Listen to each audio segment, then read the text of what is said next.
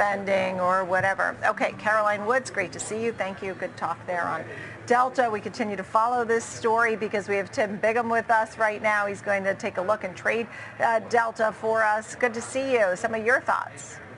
Yeah, absolutely good to see you this morning. And taking a look at a stock that is finally starting to find at least a little bit of support after a sharp, to say the least, sell-off. You alluded to the fact that the stock was trading up near 70. Really, to start the year, it's been cut in half pretty much. But finding support down along those kind of August lows from last year around that 37 range. So we'll see if it continues to lift off from here or not. But really just taking advantage of what I think is some very high implied volatility, to say the least, in the overall market, although it's finally softening today, and especially short term in the earnings week here. So this is a vol capture trade as much as a slightly bullish lean. So doing a call diagonal trade, lean bullishly out there, looking for the stock to just maybe grind a little bit higher towards that 20-day moving average after finding support here. But more importantly, capturing big vol by selling this week's out of the money 42 calls,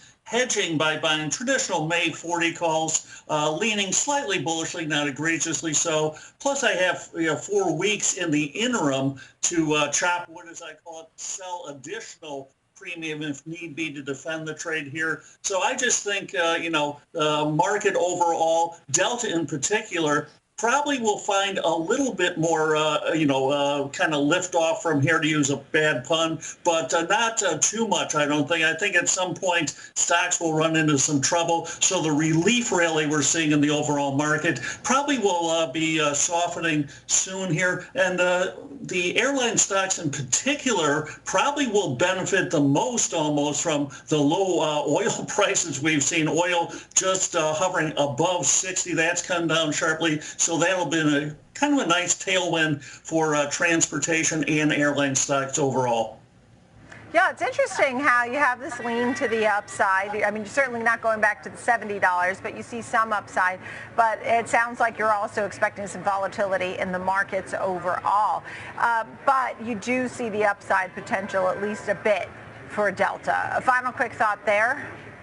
Yeah, absolutely. I'm not looking for a rip-roaring, rally post-earnings, kind of capping it off at 42, so less than a 10% upside move. But I think this trade, like I said, you're able to sell over a 120 IV this week, hedge it with under a 70. I like it on that front as much as anything, and I think vol will stay in the market certainly for the short term. So if I have to re-hedge, I can continue to sell very expensive options, bring down the overall cost if need be. If not, probably profit nicely if the stock does move back towards that 42, 43 area around that 20-day moving average.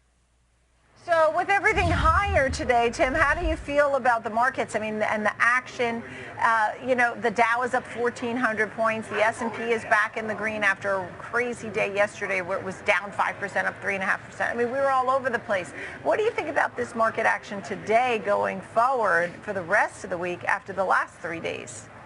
Yeah, we'll see. We're getting into kind of the teeth of earnings season with the, big banks reporting at the end of the week. So we'll see what kind of earnings are. But I think overall still will be dominated by, what comes out of Washington, to say the least. And I think yesterday's price action hinted at a short-term low, certainly a key reversal day to end all key reversal days if you're looking at from a technical aspect. So I think we might see a continuation of a move higher here, but I don't think we'll come anywhere close to those all-time highs that we saw to start the year. Personally, I think the highs for the year are in. I said that about a month ago, continue to believe that just simply because valuations, even given the sell-off, still are not cheap here. Interest rates heading higher kind of perversely as well, too. So just going to be a big range, no change market, I think, for the foreseeable future. So, put on your trader's cap, sell rallies, buy dips going forward. We now have the lows in place. You know where to get out if we break below Monday's lows if you got in.